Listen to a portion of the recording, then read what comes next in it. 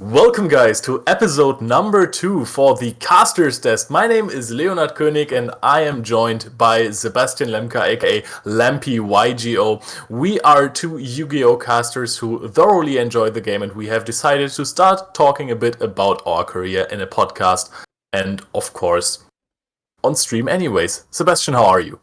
I'm feeling great, and one thing I realized after episode 1 was there might be people listening to this podcast who have never really been in touch with us on the internet, even though we are some kind of internet figures for the Yu-Gi-Oh community. Therefore, I think it makes sense to maybe quickly introduce ourselves, because we're also just regular guys, so we can just give some small info about us. And as you did the intro, I will just quickly follow through with introducing myself. You said my name already. I am Sebastian Lemke. That is me, aka Lampy YGO, and I'm 28 years now already. Feeling kind of old now, but I'm still in perfect Yu-Gi-Oh age. And I'm living in the beautiful capital of Germany. I'm living in Berlin. I've been living here for more than 10 years now, or pretty much roughly exactly 10 years.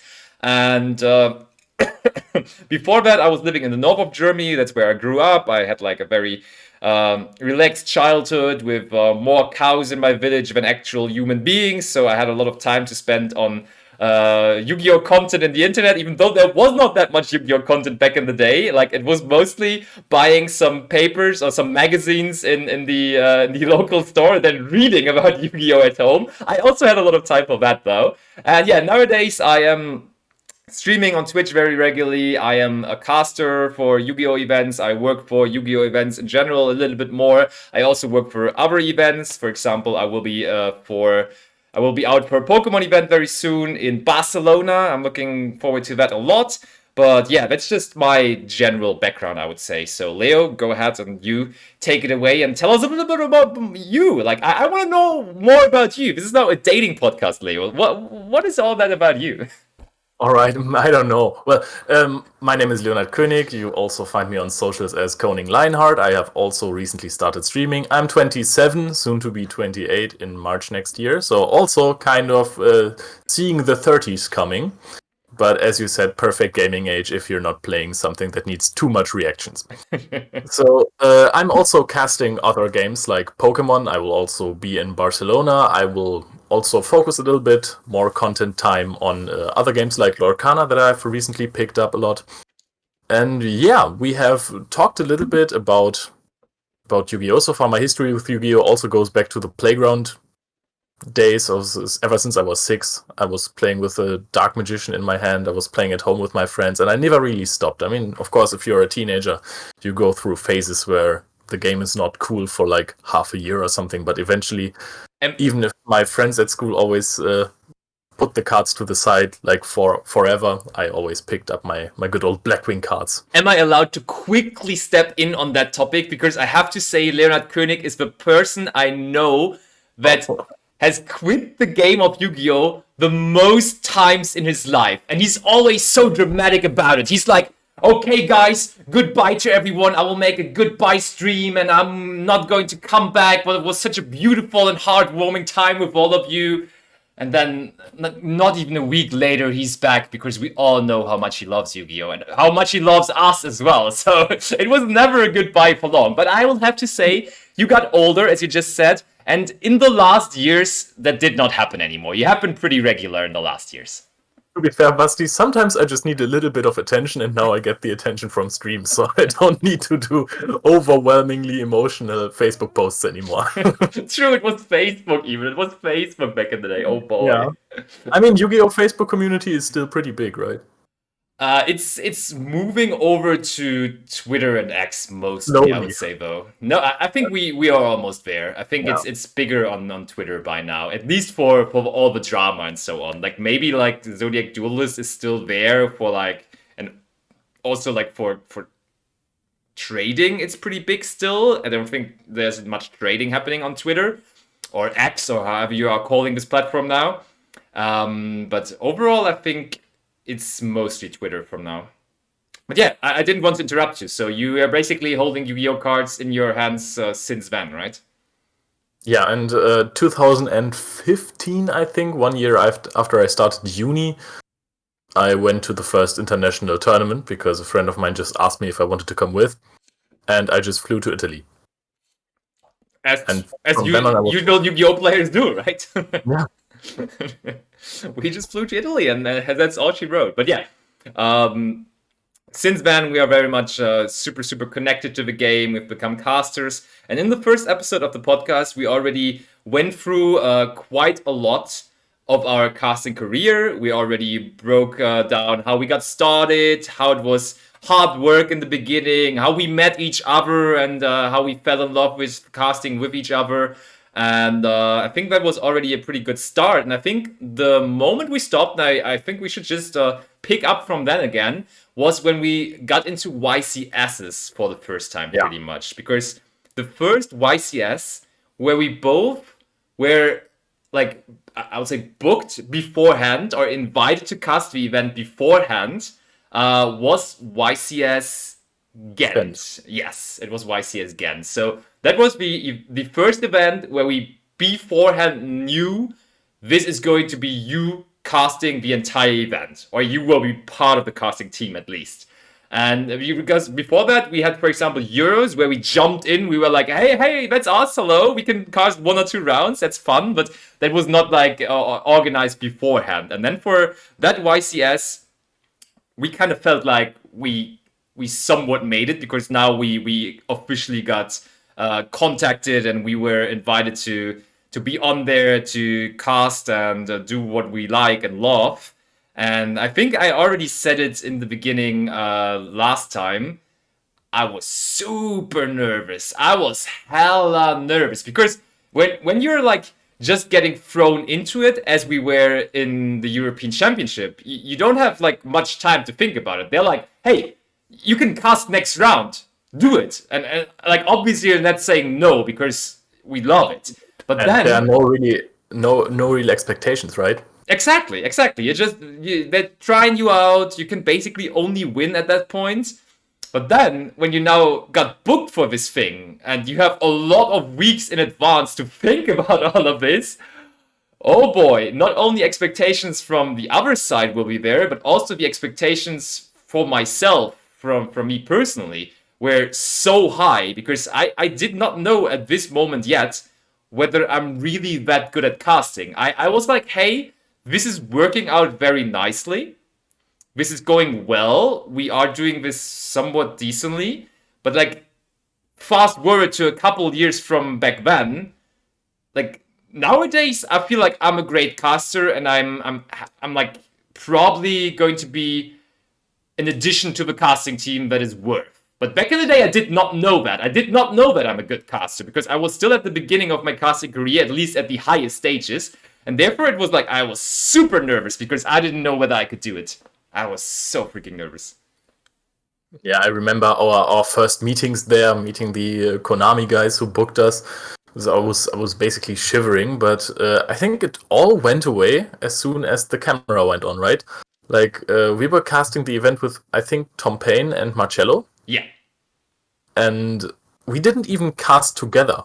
We were there not in pairs, which was super unusual for us, because our entire casting career, or like most of it when we Yeah. started to become successful, we were there as a pair. That's why we worked. Like our selling point was us vibing, basically, at this point. And then we come there to YCS Ghent, and they're like, oh yeah, we're going to mix everything up. And that Yeah, made and me even more nervous. I had like in round 4, I think I had like the ultimate horror featured match. So I was sitting there with Tom Payne, never casted a game with him before. We had Yeah. Jonas Koschel versus Kevin Cutter, and it was the Mystic Mind deck out. Yep. And commentating over that for basically 20 minutes is really hard, especially if you have like no idea who the guy sitting next to you is. If you have no built up synergy before, like if Basti and I are sitting there for 20 minutes watching at Mystic Mind, we can just blabber on for 20 minutes. I think now with Tom I could do the same thing as well. Yeah. But back then it was really hard, really stuttery. Yeah, for sure. It was a different experience, but also it was kind of important for us, I think, because obviously we are not going to cast every single match together. Like that's not going to happen for the entire time. Like especially you now also being involved in other games that you are casting. Obviously you're casting with different people, and therefore it's important to also get to know other casting styles and so on for sure. Yeah, that is sometimes really funny because now I'm sitting sometimes as the part of the experienced guy at the caster's desk, and I have newer people approach me who are nervous to have cast their first event. Yeah, And yeah. it's kind of funny to then calm them down and tell them, okay, hey, I'm going to give you a few hand signs so you know when to go higher or lower, go more hype, go slower. It's really funny to now be the experienced guy on the roster and to not be nervous anymore. Even though sometimes I'm still like dying on stage of nervousness. So if you're doing a ceremony or stuff like that, and there are actual people in front of you, not only a camera, I still get the shivers. I mean, that kind of is part of the whole thing, though, Yeah, right? You can only transport emotions or feelings when you're also feeling them yourselves, yeah, kind of. So we are living for the hype, we are living for all of this, so obviously this also has to go through our body. And also the nervousness. I mean, we sometimes I'm nervous before a match for the players. Like when there is yeah, like a friend of mine, or no, it doesn't even necessarily need to be a friend of mine, but for a friend of mine, it's like the most obvious when there's somebody going on stage for a big featured match and they are playing there. Of course, I'm nervous for them because I want them to win in some way. I'm going to be neutral for the casting part, yeah. and I will not show Absolutely. it there that much that I'm like rooting for them. But of course, I'm nervous with them, and I hope they at least show. I mean, I'm not that nervous for them to win, but I'm nervous for them to play well because I know, and we have casted so many matches in the past. The Yeah, featured match can change people. Like people just play differently on featured match. We've seen this several times. yeah. I mean, finals of Euros. Yeah, that was the last time we saw it, basically, for sure. Christian Thomas chose like a route against Rika, which was really not the route that gives you that it gets to your nerves. I mean, we've been on stage as well. Also, even more fun tournaments. I mean, in smaller tournaments that weren't official, I've also sat on stream, and it's getting to you. Like now, I'm a bit more experienced. You know, I can handle the pressure. But back then, Austrian Nationals 2017, I had the written featured match even. Uh, Those and times, those yeah, I times. was on the bubble, and I got skill drained really hard when I was playing Zodiac, and I misplayed there. I could have won that one, and that broke me. Yeah, the thing is, when it's written down, it's even worse, actually, right? Because everyone can just like copy pasta and be like, "What did you do there?" Like, it's harder to clip something nowadays and to be like, "What did you do there?" But back in the day, you just went copy, paste. What the hell did you do there? I mean, I just said that the writer, the author, just mistyped there or something. Fair point. Fair easy, point. easy fix. Easy Easy fix. peasy. Yeah. So okay. So we kind of it was a new experience, but it worked out because we got chosen again for the next YCS after that, which was YCS London, right? Yeah, exactly. Oh, the famous YCS Oh yeah, London finals of Joshua Schmidt versus Pascal Kiem. that was crazy. I mean, it's still nowadays. I don't know whether it has changed because we had some other great matches after that, but for a very long time, especially over COVID, I think this was the most watched video on the Konami Europe channel. Like the YouTube video of the finals had like over 100,000 clicks for sure. I don't know exactly how much it was, but it was the most clicked video for a while for sure. And I mean, Yeah, well, rightfully so. Rightfully so. yeah, engage was absolutely crazy.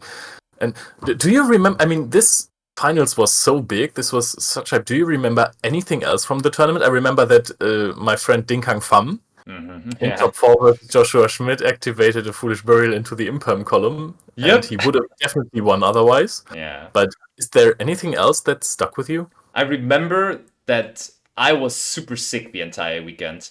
I Same. think usually it's you. Usually you are more the person that is sick at those tournaments. But there, I think I might have even been more sick than you. I almost like in finals, I could barely speak if I remember correctly. That was like not Yeah, I had great, not great.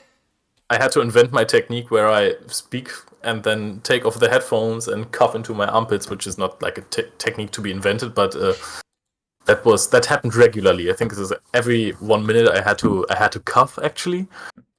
So you can also hear that if you are watching back videos from the YCS London, you can hear how sick we were. You Yeah, can yeah, hear it yeah. in our voices. I mean, at least that happens for me because I know my voice by now. I'm really familiar with it, and I noticed the slight changes. But I think that one was pretty obvious that we were both not feeling too great. But Yuki helped us push through it, right? I was more hyped to cast the event than I was feeling bad because I was sick. Yeah, yeah, yeah, for sure. I mean, we were still there, we were still enjoying it. And I think this can be a general question. How sick do you need to be to call off for a YCS? Like, let's say Friday before a YCS. Or like, I mean, let's say Thursday, because on Friday we're already recording stuff. But how sick do you need to be to say, hey, I cannot work this weekend?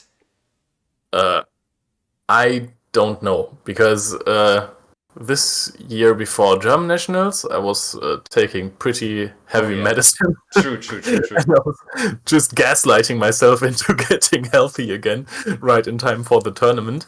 I had a Pokemon tournament this year, or I think it was maybe even last year.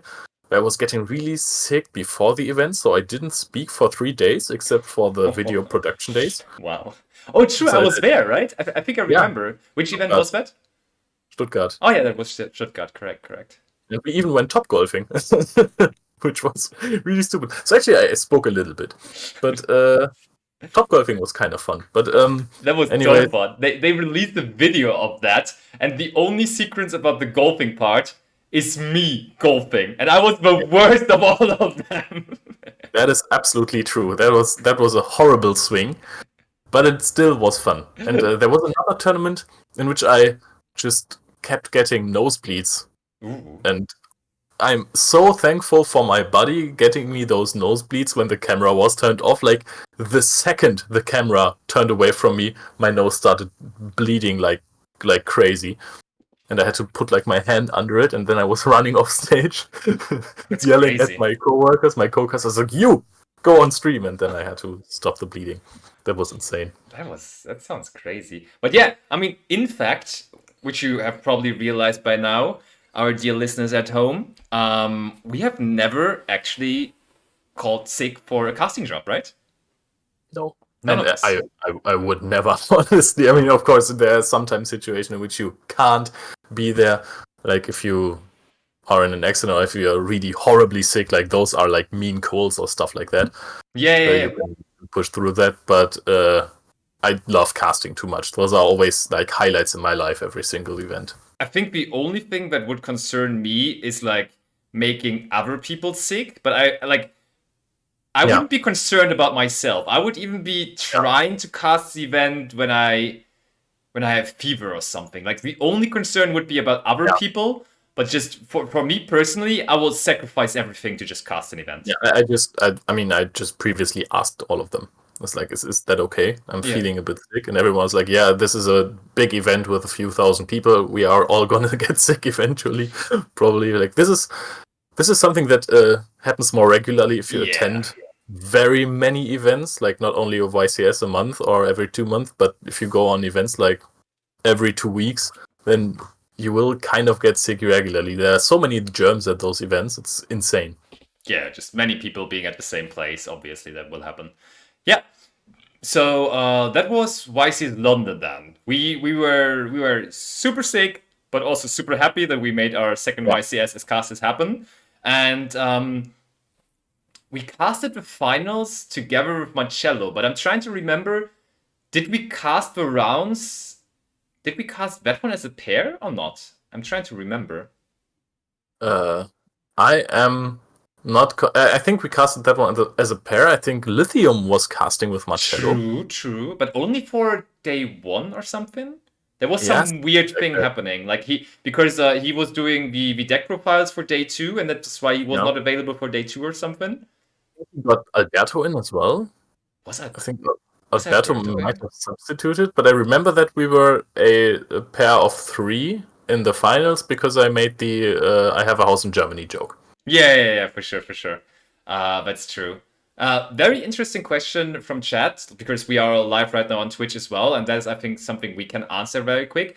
Did people already recognize us or know us at the first two events we casted? Therefore, YCS Ghent and YCS London. Leo, go ahead.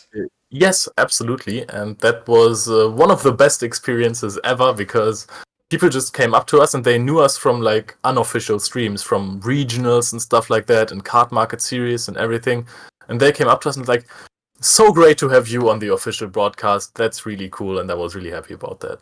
That happened occasionally, yes, but I think like overall the it's a lot more nowadays. Like I Of feel course. like after COVID, after us, and that's the next part we're getting to, after us really being like standard in the European streaming team, being there basically every event, like people just realize it a lot more that we are kind of running the show with the others, of course, but that we are there. So I think like nowadays it's a lot more that people come up and ask for photos or ask for autographs and that kind of stuff. Which is always a bit odd for me because I'm just sitting there talking about Yu-Gi-Oh! It's flattering, but it's also weird Yeah, for sure. Absolutely. it's But I wouldn't say weird is the right word. That gives it such a negative connotation. no, it's absolutely not. Like I'm happy when people approach Yeah. me to take photos for sure. But I also like I don't really understand. But still, like please, if you see me at any kind of event, absolutely come over, take a picture, say hello. Like you don't even need to take a picture or need to get something signed. Just say hello. Just get a little bit of a chat in. We always very much enjoy that. Just the only thing I always say to that, because I know sometimes people don't know boundaries. When I'm sitting in the casting booth, currently casting a match, please don't come over and try to small talk to me, please. Please don't do that. Yeah, and also if we are checking out the top tables and we are standing right next to a table, because we do that to see which decks are currently performing well, what can we feature, so we have a good chunk of diversity in the meta game on stream. Don't talk right near the players so the players get distracted. Yeah, that's always been also my really priority. Yeah. Main priority is the tournament running smoothly. Everything else is, and the players having a good time. Everything else is added on top. But yeah, so Yeah. that was YCS London. Then I remember us then, I think, going to YCS Milan as players. Yeah. So that was a good one. yeah, it was a fun event for sure, but that also shows you that at that point we were not regular casters just yet. Yeah. We did two in a row, but then we did not get picked for one event, which is I think that can happen. Like that is something totally natural to happen for to be not picked for one event when there is a bigger pool of available casters. So Milan, we went as a players because we still love the game.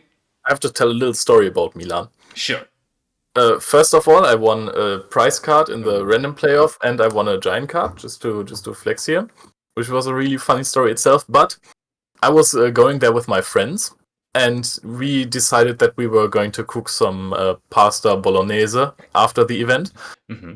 And we went to the supermarket, and I mean, I think only my friend Max decided to cook pasta bolognese, and he bought a pack of minced meat, Yes. Hackfleisch. Yeah. So we were like, Max, what are we doing with the minced meat? But we are going directly to the venue. We are not going back to our apartment. Why did you buy this? And what we did then, because it was in December, was that he found some like flowers, also some earth in front of the venue, and he dug up a hole, put the package of minced meat in this hole, completely dug it up, and after that, after day one, we just got it back and we made some fantastic pasta after the event.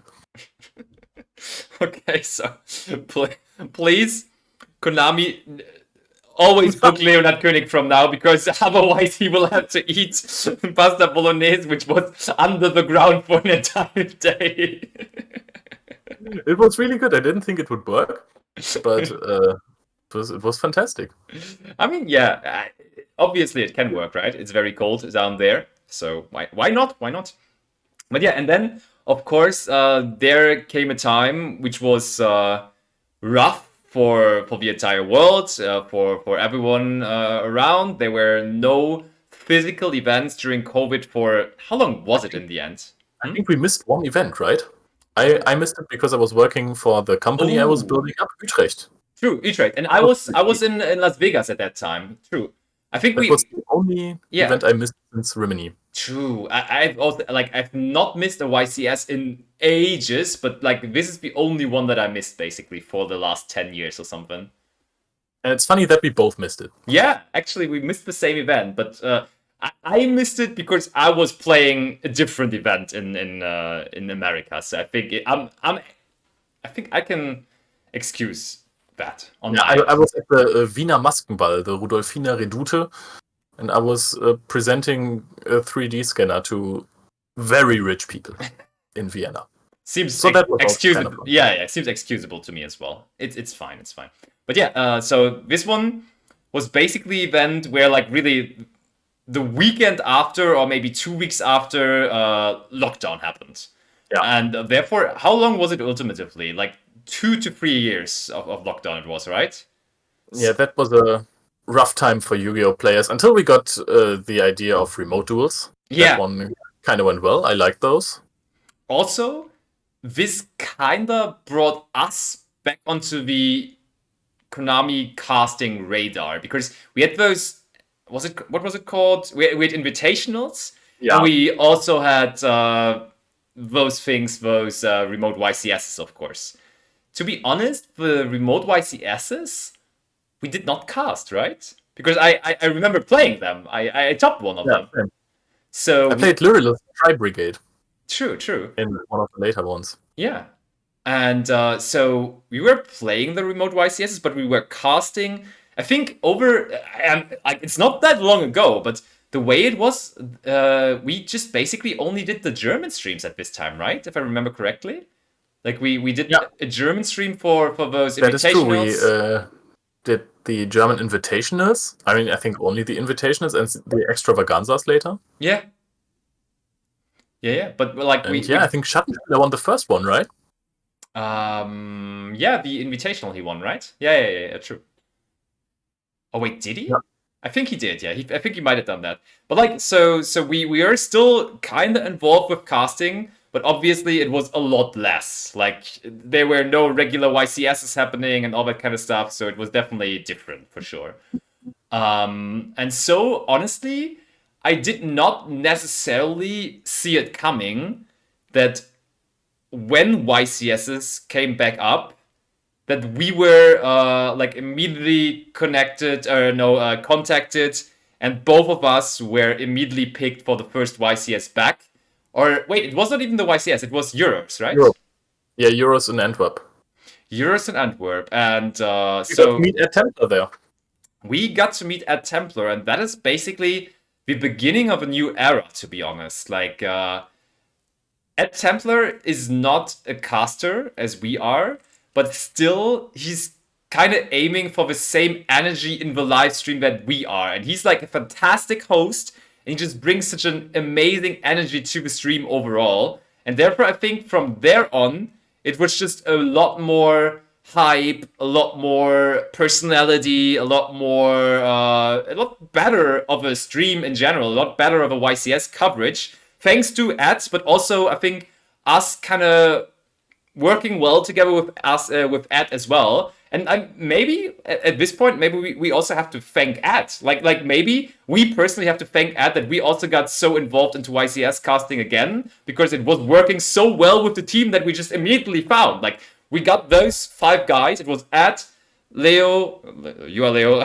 me, Marcello, and Alberto. And then we did multiple events just like that because it was running super well. And then for YCS London, Nadir, aka Fafar, and Tom Payne also joined the team, which was also a great addition. Like overall, that also worked out very well. So we did that again for Euros this year. And it's honestly, it felt a lot different. Like, because now we are really involved with everything. We are a big part of the team. We even pitch ideas ourselves, which may get included or not. And it feels different than before COVID. And I mean, we also got like basically the approval of us being good casters by just getting picked and picked and picked and picked and picked again. You there, my friend? Yeah, and I mean, yeah, I'm here. Yeah, good. Do you hear me? Yeah, it's all good. It's all good. Okay. What was I gonna say? Yeah, also we got rid of the nervousness a little bit, you know, if you are getting picked in each event. It just comes more naturally. I'm already looking forward for the next event. But I want to mention Ed again. Sure. To tell you how much you should appreciate Ed. Because after the first round at Euros, he watched the match, but he got a little confused. So he asked Herman why he played the wrong deck, and Twitch chat was going crazy on him. They were really, really hard on him. So what Ed did was listen to the entire cast the entire time.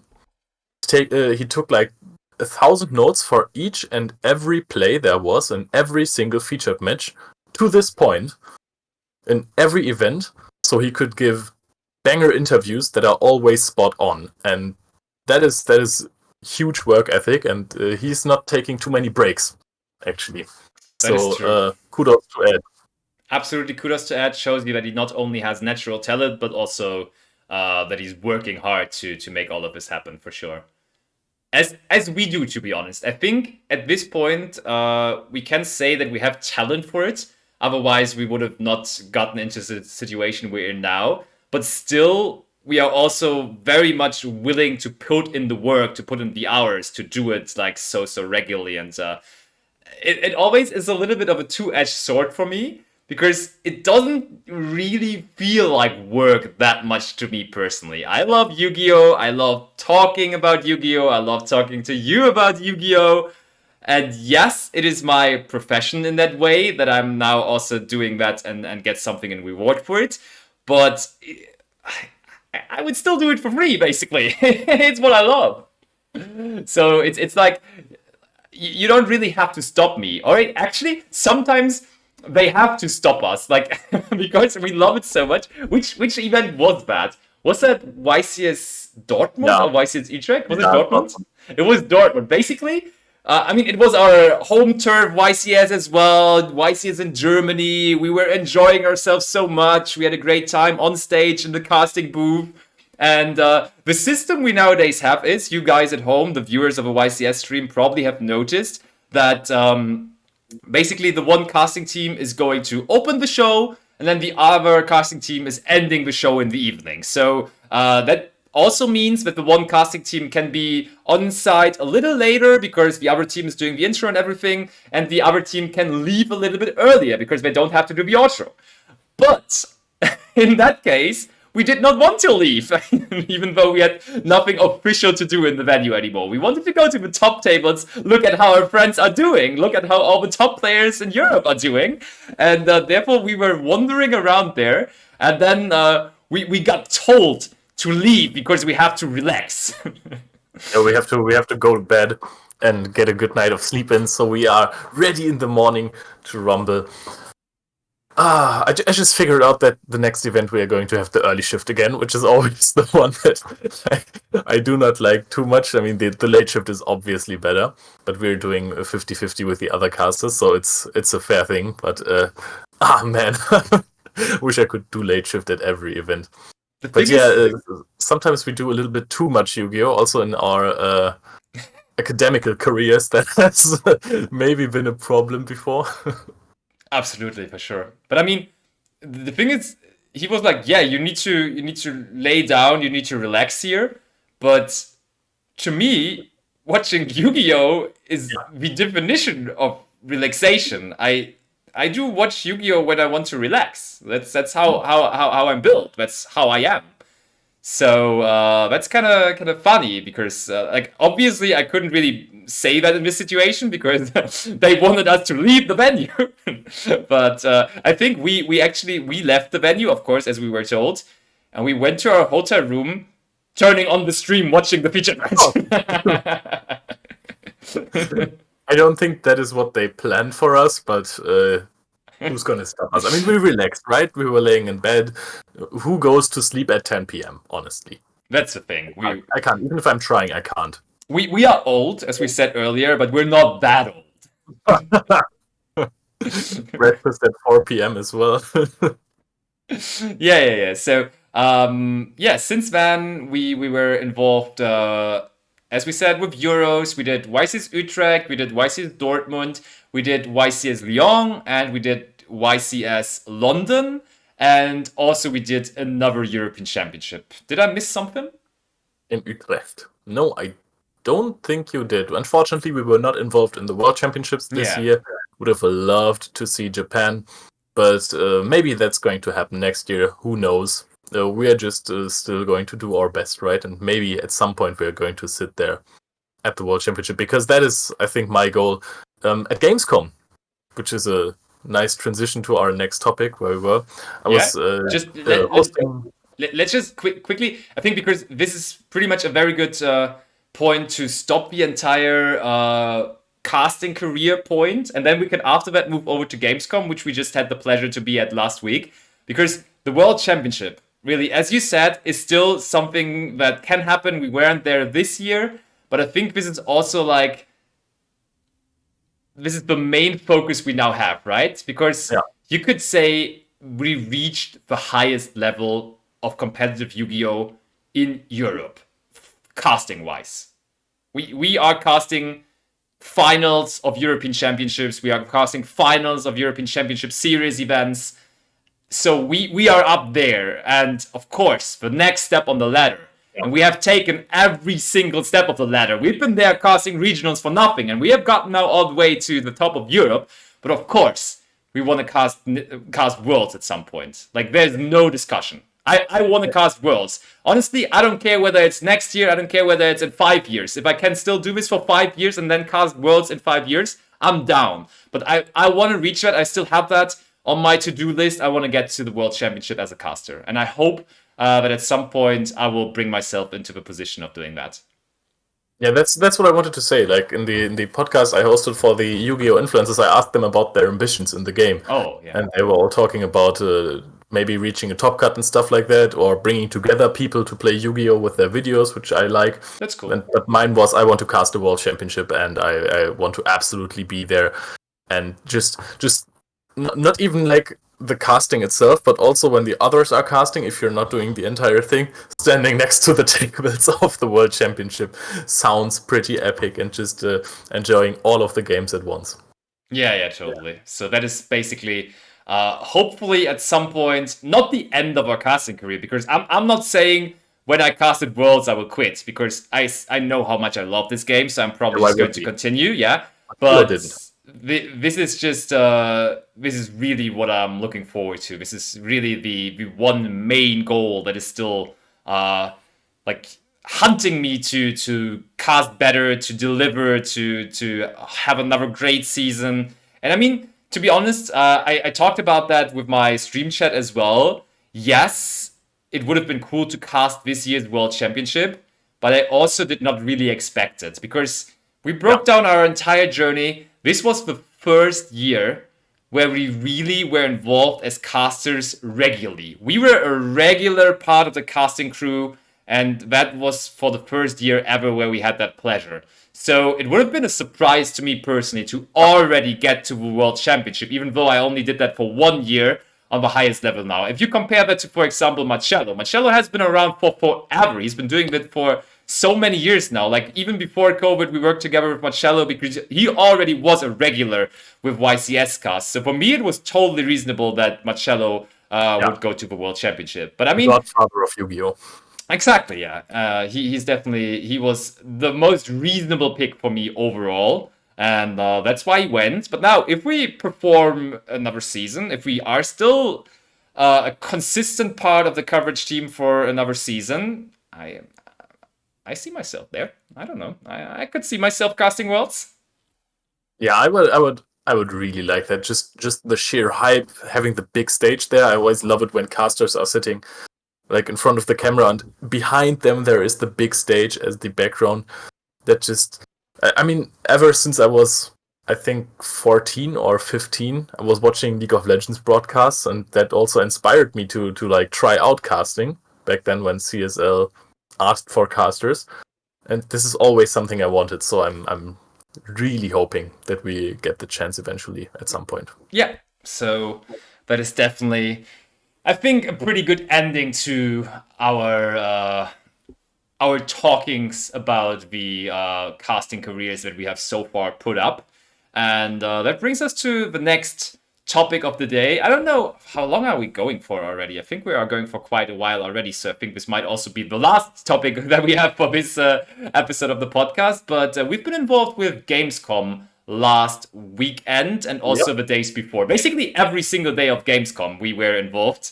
And actually, we were involved even earlier than anyone else in the entire Gamescom. We are so stupid, man. Why do we keep doing this stuff? This was really. I honestly, usually I'm blaming you for the stupid stuff, but this time I was absolutely. I did it. I did it. But I mean, I have this philosophy in my life, which is funny or not funny. Yes. And in situations which are not really important for my future, I choose funny 90% of the time. So we were realizing that the doors for us, because we had exhibitor tickets, open at 7. The general public, or on Wednesday, the AM, right? Let's just put that AM next to it. 7 a.m. And the general public, or the press, on the Wednesday, got in at 9. Yep. So we were deciding, hey, let's go in there at 7.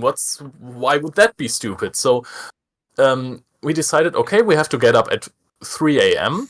basically to get ready to make some sandwiches, which we didn't eat, and we took showers. We got there. We discussed that probably like nothing has opened before 9 because the people actually just enter at 9. Like, why would the people who work on the stands be there? But we decided to still go. So we arrived at 7 at Gamescom, and I texted one of the guys who work at the Konami stand, and I said, "Hey, when are you arriving?" He was like, 8:30. So, needless to say, there wasn't a big queue for us because nobody wanted to get in there, and we entered a ghost town Gamescom. Which, in hindsight, is a cool story because we really were at Gamescom when nobody else was there, and we were walking through the usually completely packed halls. Like, usually you cannot even walk 5 meters without stopping at Gamescom because there are so many people. But at this particular time, at 7 a.m. on Wednesday, we were there all on our own, but some security people taking care that nobody is going to rob Gamescom. And I think we were the main concern at that time. We looked so suspicious, like we didn't have working clothes on. We were there privately, and there were PS5s everywhere and stuff like that, easily accessible for everyone because the doors didn't open for the general public until 9. So we were just walking around there, and they were all like eyeing us the entire time. So that was a bit uncomfortable. I'm not gonna lie to you. Totally, yeah. And like we were like originally planning to just go through every hall, already check it out, maybe have a plan on what to do later on when there are actually people showing us games.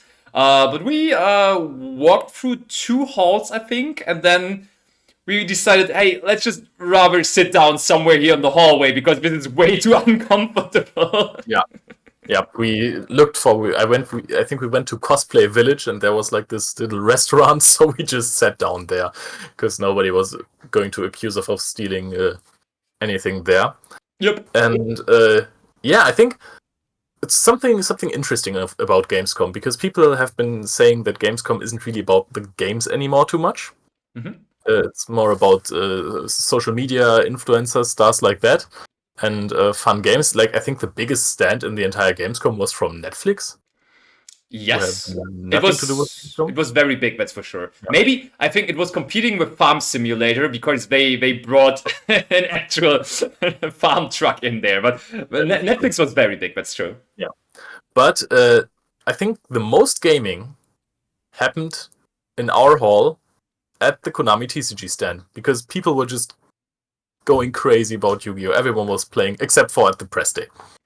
Yeah, at the press day that was not really the thing, but we've been to fairs before. We've been to Gamescom, and we've also been to the Spiel in Essen, which is also a super big, mainly board game fair or like games in general, but not like as technical as Gamescom.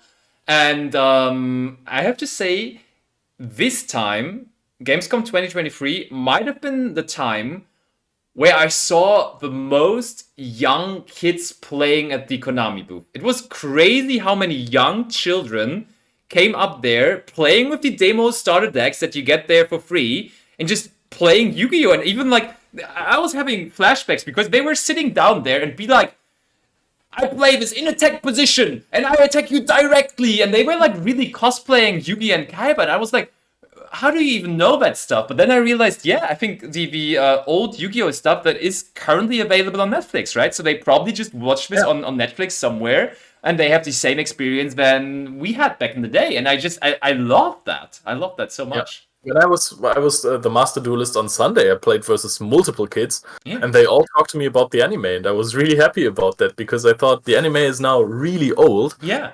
And maybe this is something the younger generation doesn't share with us, but everyone loves Yugi.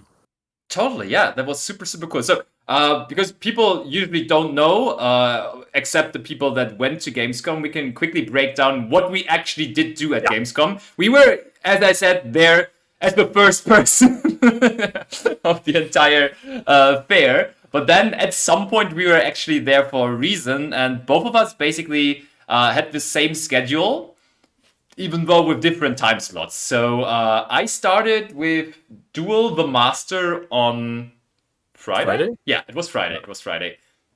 And quick rundown: Duel the Master, or I like to say Duel the Master / Duel the Caster, because I'm very well aware that there are better players currently in the game of Yu-Gi-Oh! Than I am.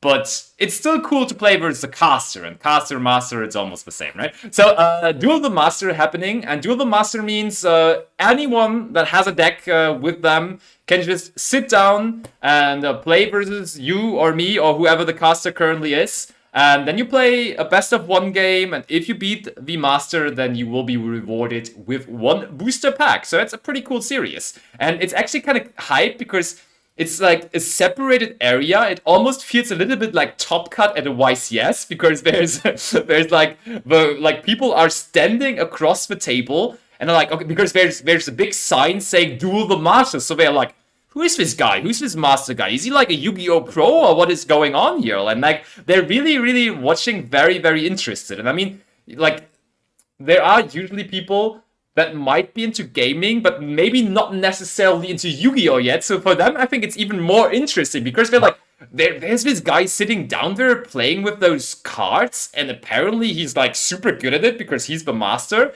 And like we had a lot of curious faces walking by, that's for sure. Yeah, it's there were actually on Sunday there were many people who filmed me playing. There were lots of Twitch streamers, of course, at Gamescom who were just running around the venue with their selfie sticks.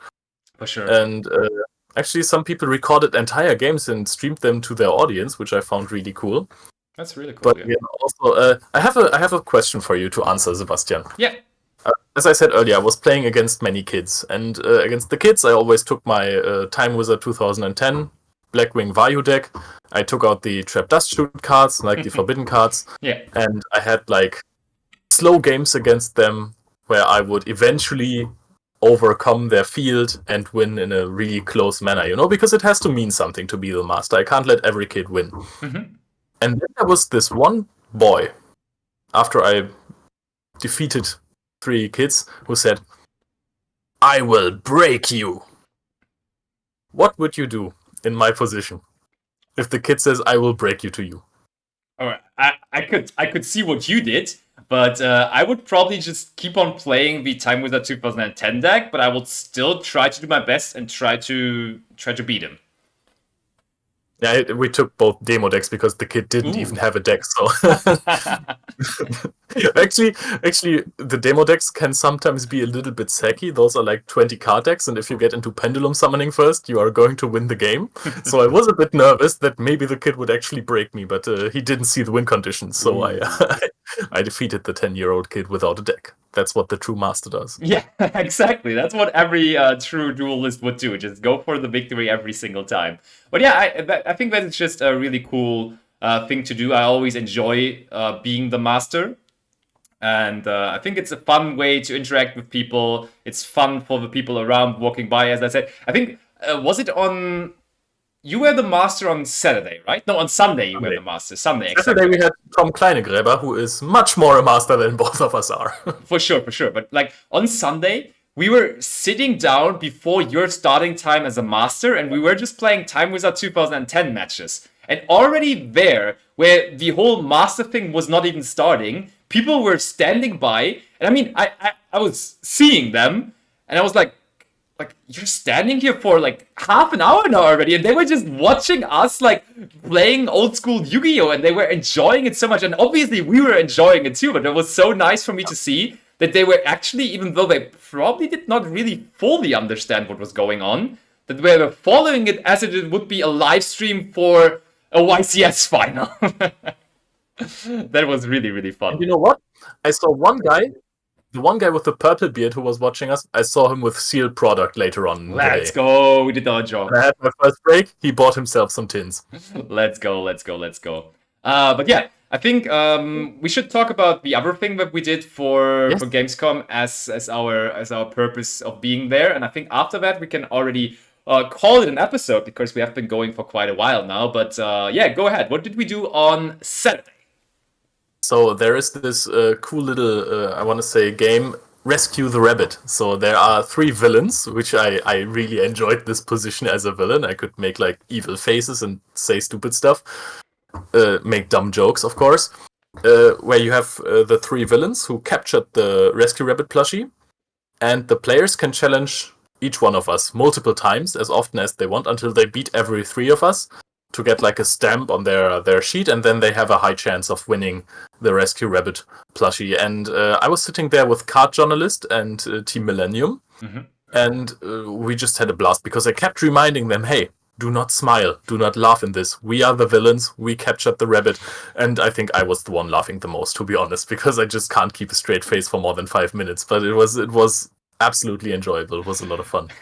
You were taking this capture the rabbit way too seriously, in my I posted opinion. pictures of it. I was doing my evil, Yeah. evil stuff. Evil Leonard Koenig, who nobody believes is evil because everybody knows him smiling and giggling all the time. Yeah, it's true. But yeah, I mean, I see it more as an, hey, you guys can win something, so let's make it a funny experience for everyone. But of course, the general and underlying principle of it is, we captured the rabbit, so you now have to rescue it. I mean, that's why it's called Rescue the Rabbit, so I get the whole point, for sure, for sure. And you make a pretty evil face. If you want to see Leonard Koenig's evil face, you would have to tune in for the YouTube video of this instead of hearing just the podcast. But you are invited to listen to this podcast wherever. So we are usually recording this live on Twitch, but also this will be uploaded to the YouTubes. Maybe you watch us here right now, but maybe you also just listen to us somewhere in the world, maybe in your car, maybe laying in bed or whatever, because this is also available on Spotify. And I would say, do you have anything more to say, my friend, for episode number 2?